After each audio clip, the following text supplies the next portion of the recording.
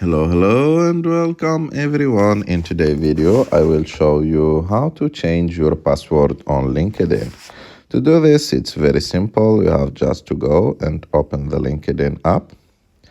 After that, go and click on your picture on the top left of the screen. After that, go to settings. Wait a few moments. After that, sign in and security. And after that, go to change password. And as you can see in this page, you should put your old password. And after that, you have to type your new password.